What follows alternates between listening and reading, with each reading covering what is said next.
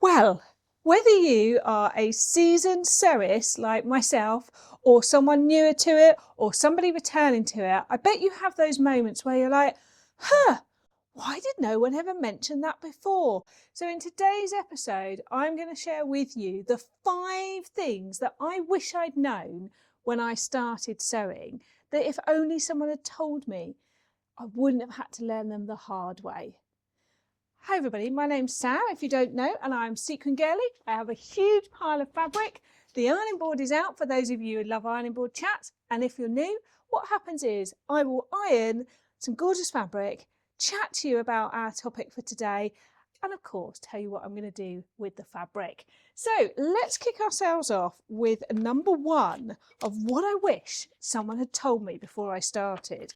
So number 1 is I wish I had never started with the big 4 or the big 5. So if you're not sure what I mean, I am talking about the sort of big corporation patterns.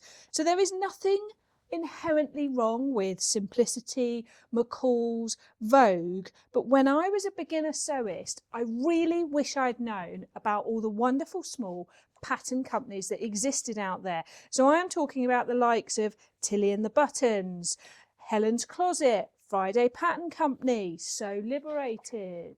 So you might be wondering, why this as your first tip, Sam? Now, honestly, I have sewn with Big 4 patterns over the years, but when I first started sewing and I started with those, they have too much assumed knowledge. And the problem with that is I didn't have any knowledge.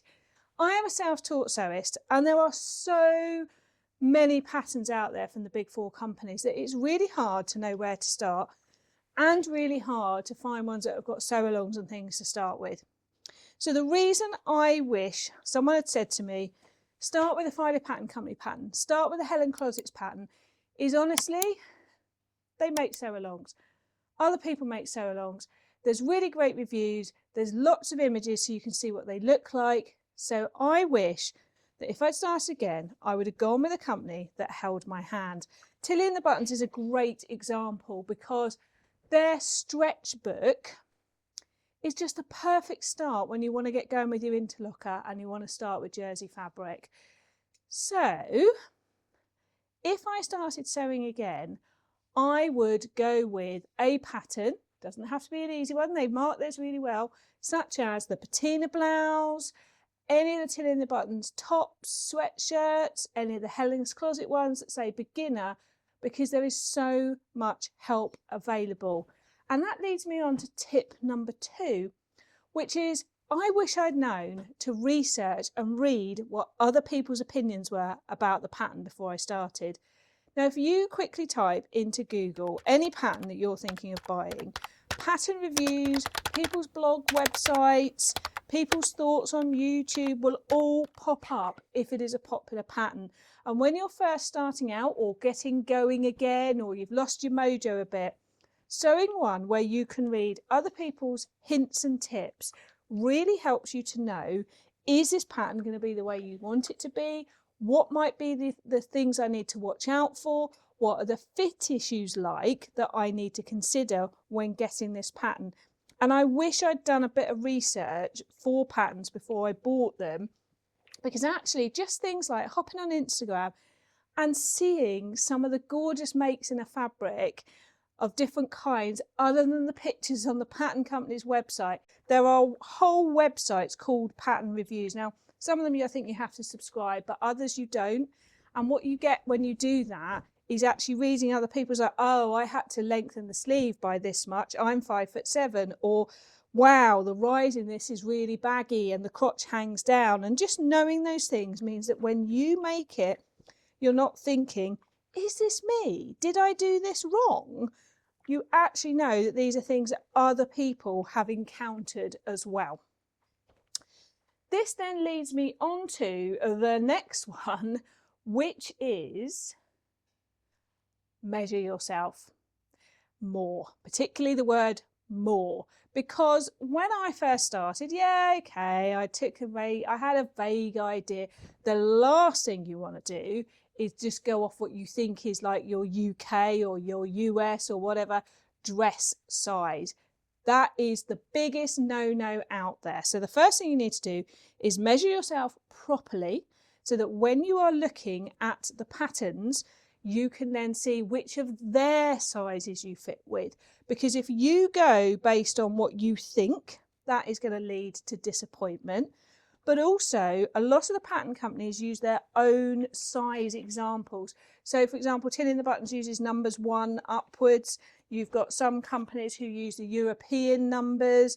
And also, they draft for different types of bodies. So you really need to measure yourself, then look at what they recommend, but then see what the finished pattern measurements are, because they will tell you how much ease is meant to be in there. And you might then decide to size down if your top is in one size and your waist is in another. This goes back to my first comment about the Big Four, because the problem with the Big Four is they don't always show you the finished pattern measurements necessarily for the parts of the body that you need. Sometimes they're on there, but you've got to search the pattern pieces. So once you've measured yourself once, that isn't enough. You've got to keep measuring yourself. You've got to regularly re-measure, because whether we like it or not, our bodies do change. And it is one of those things that as a sewist, the sooner we accept that and just embrace it, the less confronting and stressful our sewing becomes. Now, this leads me on to tip number 4, which is learn how to make the basic fit adjustments. Now, this one, if only I'd known this sooner. And actually, as soon as I learnt this, it was like a revelation. It was like, because when you learn how to do a basic full seat adjustment, if you need it, like me, for a round bum, or a flat seat if you've got a flatter shaped bottom, or a narrow shoulder, or whatever it is, those simple pattern adjustments that you can look up on YouTube and just follow along, it changes the way it fits on your body. So for me, the second I did a full seat adjustment, suddenly my trousers that I was making were comfortable at the back. And it also answered for me the question of why, for all those years, the trousers that I was buying in the shops just didn't fit me properly. By making things like a narrow or a broad shoulder adjustment, suddenly a top that you've been making that looks just a bit not quite right looks like it's made to fit you. So just having a little sense. Sometimes you've got to make a few patterns first of all to see, and not every pattern company is the same, but just learning those little things that will make the difference to your fit. I know it's a faff, but if you have to move the dart, a little bit of a full bust adjustment, they're not as awful as they seem. And I highly recommend just having a go, having a practice. And if you want a course, places like Cashmere or Wonderful Sarah of My Handmade Wardrobe, you could go and you could learn more about it if you want someone to sort of guide you by the hand. Now, I haven't yet told you what I'm doing with any of these fabulous fabrics, have I? So this gorgeous stripe one here is from Sew Me Sunshine. I've been very influenced by all the lovely minty stripes out there at the moment on the high street, and I think this is going to become a gorgeous skirt, lovely flowy skirt, and possibly a top, but I might make a dress. This gorgeous tiger one, that's also from Sew Me Sunshine, is one of the softest fabrics I've ever felt, so this is definitely going to be some kind of dress. And this one here, which is my second piece of the Sew Me Sunshine exclusive snake print, this is going to become a top to go with the skirt that I've already made. So we need to get on to tip number 5. Now, tip number 5 is a little bit different from the others, and this one is about the fabric you buy. Now, I know I am standing here showing you gorgeous fabrics from shops where I've invested a little bit of money in these. But when I first started, if someone had said to me, don't spend your money on the fabulous fabrics when you start, you'll get the fear, you'll get the paralysis, I wish I'd known. Because there I was, being influenced by people, buying gorgeous fabrics, going in shops, stroking these lovely fabrics, and then when I was getting home, I would get scared. I would get them out, I would touch them, I would look at them, and then I'd put them away again because I would get too scared to cut into the fabric. And then of course I didn't just get on and do it. So one of the really key things that I recommend, whether you're starting again, whether you have lost your mojo or you're new to this, or seasoned sewist and trying a new pattern out, get yourself some cheaper fabric. Now that could be from charity shops, it could be sheets, it could be dug out from airing cupboards in people's houses. It might be some fabric in the sale, because wait for the sales, a lot of them have sales and they're pretty good sales. It might be somewhere like Rainbow Fabrics, who when they have their big 60% sales, you're suddenly buying fabric for £4 a metre. Or you might decide to shop on one of the websites where they actually do sell fabric most of the time at reduced prices compared to a lot of the other websites. Now, occasionally the quality can be hit and miss, but you're making things that probably aren't ever going to be long-standing makes in your wardrobe. However, what I would say is places like Legend Textiles, the quality of their fabric is usually pretty spot on. So do take yourself a visit, have a look at places like Legend Textiles, Amo Threads, where they actually have really good value fabrics, and you can then cut your teeth, try something out, maybe play around with a pattern. Maybe you've been enjoying my blouse series and you'll want to try something out, and you can do that without breaking the bank and creating the fear. I would recommend as well pound fabrics. There's pound a metre and pound fabrics.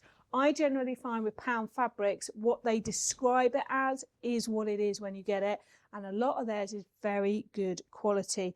But just get yourself something that you're less invested in, that you're less bothered about how it's going to turn out, because then when you make it, you're just going to do it, you're going to crack on and you're going to have a go. And that's one of the things about sewing, is it's like driving, exercising, painting, drawing, anything else like that. The more we do it, the better we get. But we've got to learn from what we do, and by learning, what I mean is keep evolving. So first of all, you've got to actually cut the fabric and make it, and if you don't do that, you're never going to get started. So if you're scared, if you don't want to ruin it, if you want to do a hack but you're scared, then you won't be so scared if you paid £8 for 2 metres for a bit of fabric, and it's not the end of the world if it goes wrong. Now, I just want to say one thing at this point, because it might lead people to leap into the comments and say, money is money. You are right, money is money. And of course, any money spent is money that we have worked hard to earn. But my advice here is about helping people to get going and not to spend money on some of these really expensive fabrics and then be disappointed. So I'm not saying that they are throwaway items, because actually I own a lot of lovely clothes that I have sewn that I have bought from fabrics from places like Legend, Pound and Amo. But what I'm saying is, when you start, don't start with the really expensive ones, because it will hold you up rather than help you get going. Now, I am sure that you have probably got great tips as well, and you know I love a good chat in the comments, so please let's hear your tips too, because I know all the other lovely viewers read them as well, and that means that we have more than 5 tips, because if you share yours as well, we will have a plethora, I love that word, plethora of tips. So please get in those comments and tell me what would be your tip that you wish you knew when you started out. If you have enjoyed this episode and you haven't seen my other ironing board chat, then I think you will love this one here, because I love a bit of an iron and I get into something. But if you've got a topic you'd like me to chat about, leave that in the comments too. I hope you've enjoyed this, and I'll see you again soon. Bye.